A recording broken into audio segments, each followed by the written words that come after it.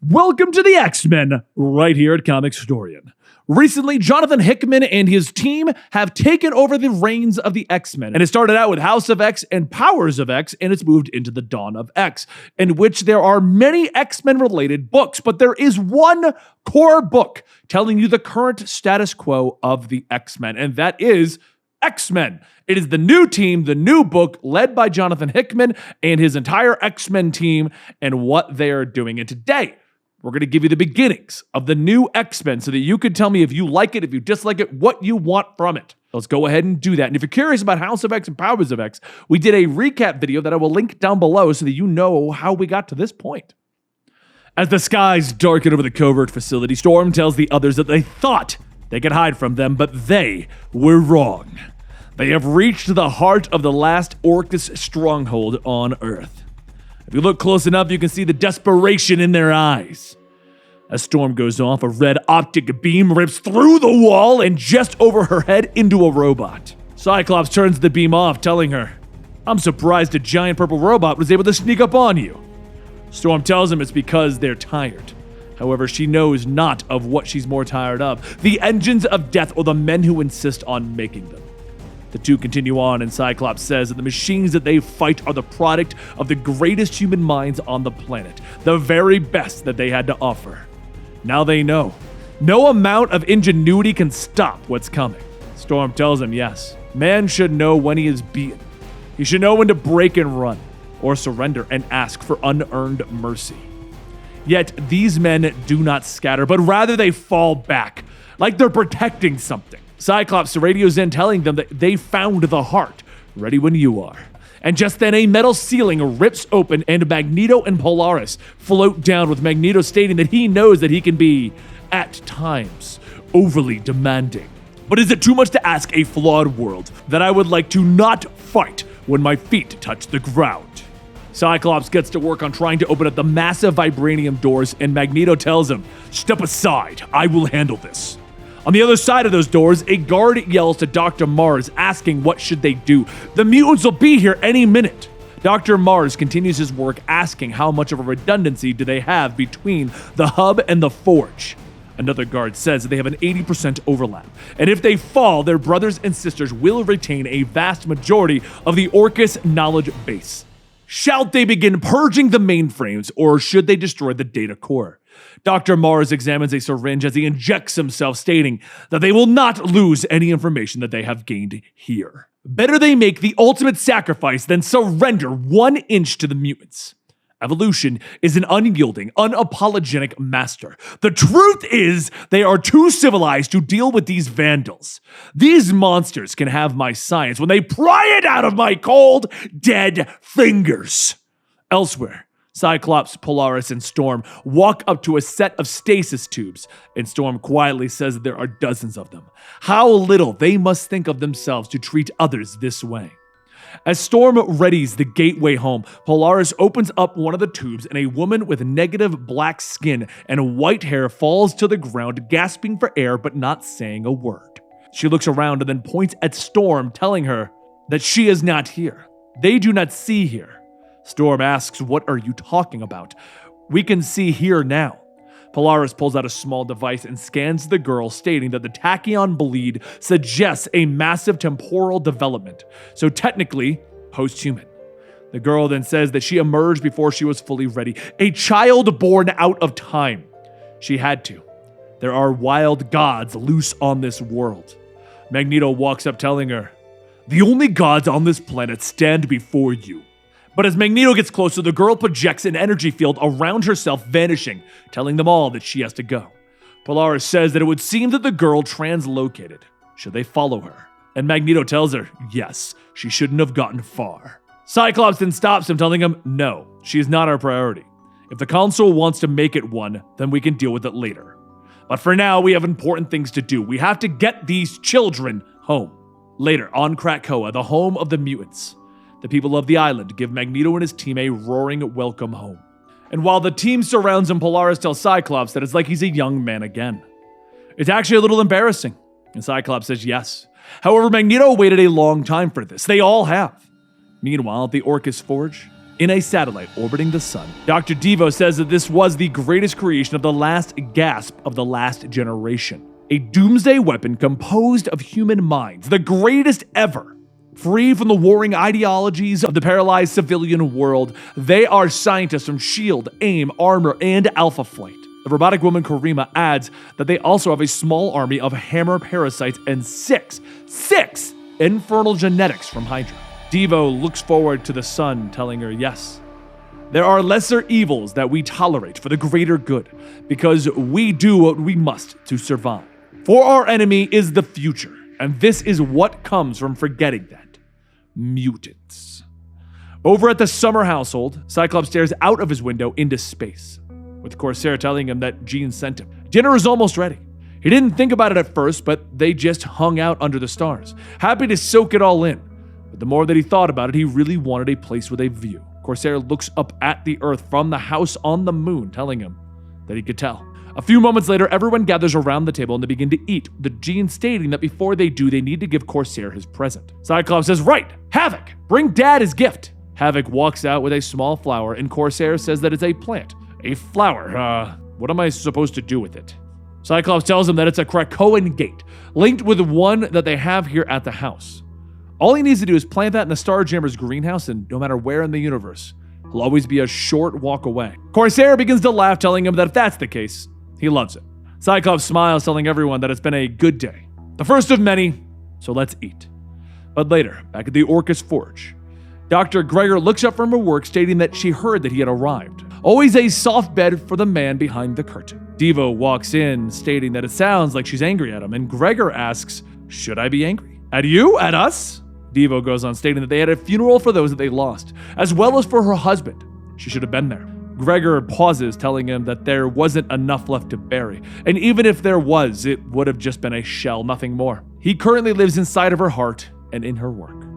Devo says that her husband was the best military mind, a great strategist, a tower of a man. Memories are fine, legacy is better, but in losing him, they've lost more than that. Gregor looks down at her machine and pulls out a small red crystal, asking, do you want to know a secret? I know how to bring him back. With everything happening at Krakoa, Cyclops learns of disturbing news that could very well affect every mutant on the island. He tells his children, Cable and Prestige, that with everything going on around them, a second island appeared about 100 miles off the coast of their sentient mutant island. No one knows why, but Krakoa is making itself aim straight for this other island. What's more, there are reports of hostile creatures and giant beasts roaming the island. So we figured, since he was heading out for a recon mission, that they would like to help their old man out and beat up some monsters. So as the three of them fly out, Cable double-checks his pistol and rifle, stating that these are all standard issue stuff. Should he have brought anything else? When the second island comes into view, a giant volcanic crater with tendrils lashes out, and Cyclops asks, what do you think? Cable sighs, telling him that he should have brought a bigger gun. Once the jet lands, Prestige scans the land, stating that most of the things that she is seeing appear to have a low intelligence. However, there is something a little off. Something higher up on the food chain, and it feels humanish. Cyclops asks where, but Prestige tells him that she'll give him one guess, and the three begin to make their way to the center of the island as Cyclops clears a path. Cable quickly begins to notice something. A weird rhino thing. Cyclops gets ready to fire, asking if it's too dangerous, and Cable tells him sure, but it's definitely not a carnivore. Judging by those back legs and its feet, it's not the wheels of a meat eater. And then Cable sees something moving, a giant tentacle that reaches out, picking it up, shoving it into its massive, gaping mouth. Cyclops tells him, okay, now that's a meat eater. And Prestige asks, what should they do? So Cyclops tells her that they don't have much of a choice. Fire! A short while later, out in the field, Prestige says that she's pretty sure that she still has pieces of a demon squid on her shoes. Cable wipes his face, telling her that she's lucky. He's pretty sure he still has some in his mouth. As Cable and Prestige go back and forth, Cyclops stops them when he sees a strange being standing before them. An all-white person with markings on their chest says hello in his native language, but no one can understand it. So Cyclops listens closely, stating that he hasn't heard anything like that before. Maybe they should try communicating with it somehow? And so Cable comes up with an idea. He's gonna give them something. He walks forward, handing something to the being, knowing what it is other than a present, and the being says thank you. So Cable comes back. See, I'm a good person. I do good things, and that's why people love me. Cyclops asks, what did he give him? And Cable tells him, something awesome. A thermal grenade. Cyclops just pauses for a second to process that, and then he looks back. Oh no. The being inspects the grenade, stating, "So shiny," and then presses the button. Seconds later, the grenade goes off, and as everyone gets back to their feet, Cable says that he honestly didn't know what else he was thinking could have happened. The being walks to the fire, telling them that they have erred greatly. Can't they see what he is? He is a summoner! Moments later, creatures begin to form around him and they attack. As Cable cuts into the giant octopus, he says that he could really use a thermal grenade right about now. And Cyclops blasts into one of the other creatures, asking Prestige if there's any way that they could communicate with this person. She did help download Krakoan into every mutant's mind, right? Maybe try that. So Prestige tells him that that's a good idea. She really should have thought of that before Cable gave him a thermal grenade. So moments pass as she uses her powers, and Cable asks if he can understand them now. The being tells them yes. Why would they try to destroy him? Cable hangs upside down, telling him that he wasn't trying to. It was a gift.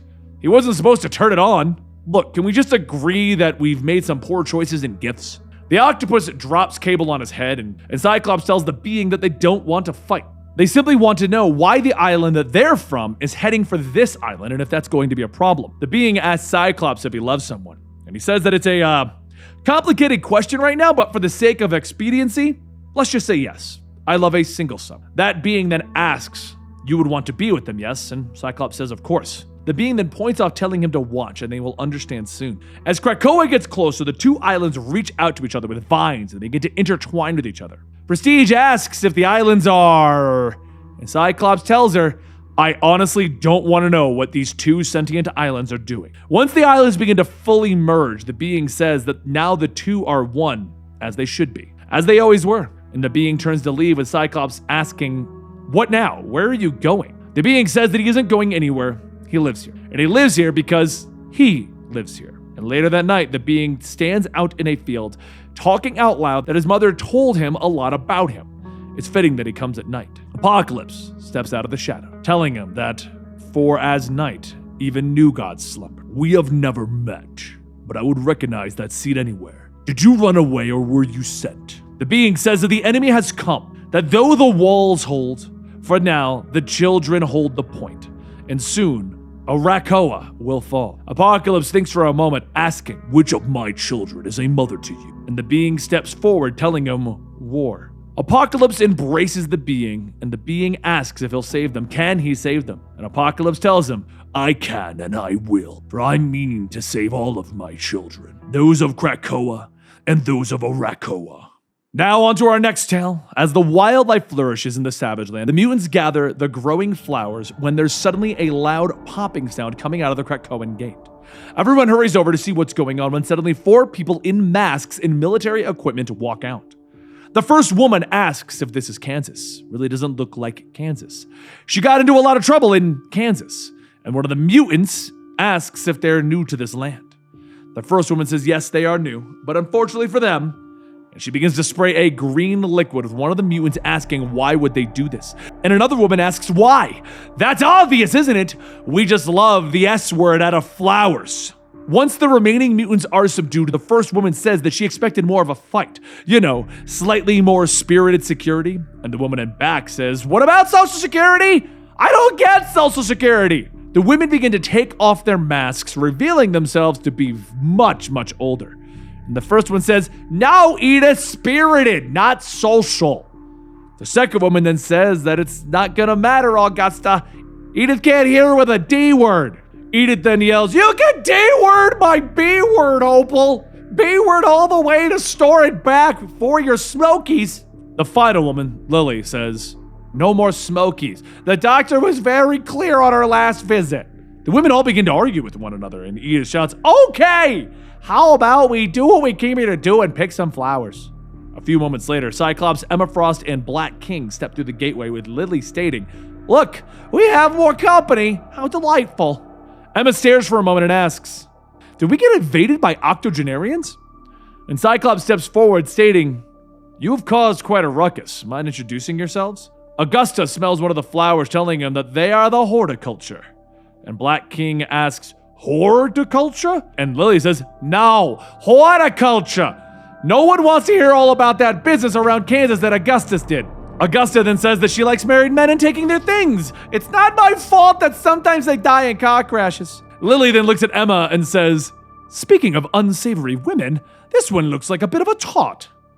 Opal nods, telling her, she dresses like an S-word with a serious P-word problem. You need to wash yourself, girl. Emma's mouth drops as everyone remains silent, and after a few moments pass, she says, I will not fight older women, and their minds are shielded somehow. Black King pushes through, stating, it's okay, I'll handle this. Ladies, I am Sebastian Shaw. I am the Black King of the Hellfire Trading Company, who happens to be the rights holder to the product that you are taking.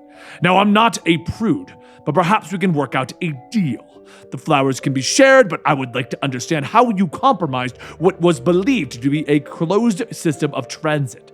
Maybe there is something I can provide to you women. What do you say? Black King is then blasted in the face with green goo, and all of the women begin to beat on him with the butts of their guns. But as they kick the Black King, a red flash blows everyone away, and Cyclops says that he would appreciate it if they would step away from the aristocrat. We know that he can be an insufferable bore, but he's our insufferable bore.